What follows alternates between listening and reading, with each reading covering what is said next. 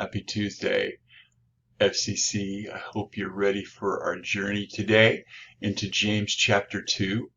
And as we saw in chapter 1, there's so many different parts of this chapter that we can take and apply to our lives. And my encouragement, as I encouraged you yesterday, is to take the time, either with yourself, by yourself, or with your family, to read James chapter 2. And just pray that the Lord would lead you to those spots, that it would be good to stop. And in a sense, like if we were on a bus, get out and just search around and see the things that He has for you. Because there's so much rich opportunity there in His Word. But for today, I want to talk about something that James speaks right away to his audience in verse 1. And he talks about not showing favoritism. He says, believers in our glorious Lord Jesus Christ must not show favoritism. And favoritism is it's a different way to think about things, showing somebody a little higher status or placement. The way James speaks of in the first 13 verses, he talks about, hey, if somebody comes in and they look really good and you give them a good spot, you need to avoid that, because in a sense, it's so much deeper than just what it might look like on the outside about showing favoritism because of somebody's appearance. I believe, at least the way the Lord is touching my heart, it's how we treat everybody. And when you look at people, I mean, Jesus, and James is using it in this book, he talks about the poor and about the way that Jesus uses people that are the unexpected. It's like his upside down kingdom. And he uses those people to show value. Everybody has value. And I know sometimes we might not mean to do this, but I think naturally we might show favoritism to people.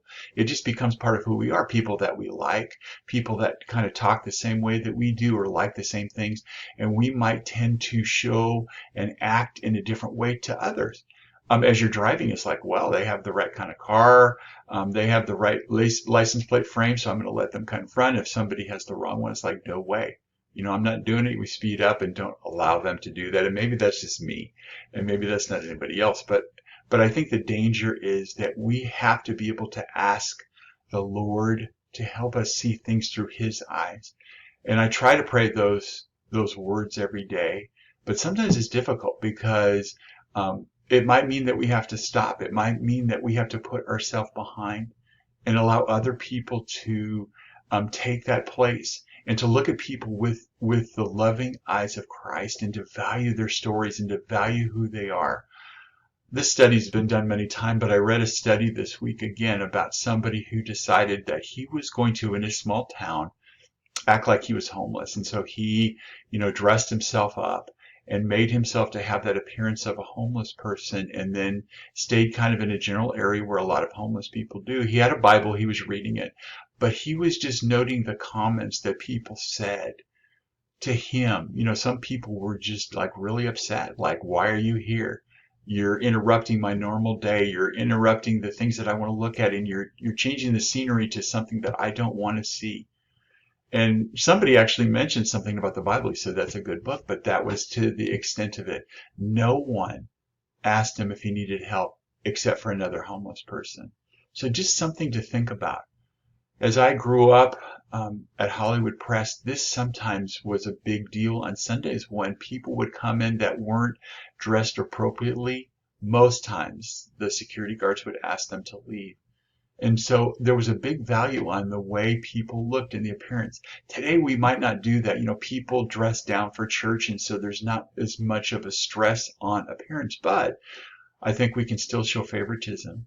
And we do that sometimes with the people we listen to. When somebody is a movie star or extremely wealthy or well-known, we're going to listen to them because we put great value on them. And sometimes when people may not have that status, sometimes we don't hear the things that they might have to say for us. And so what I'm asking and what I'm encouraging you to do for myself, first off, is to take the time to look and value each person that you come across. Sometimes those are difficult situations. But what we want to see is not only their appearance, but also their heart.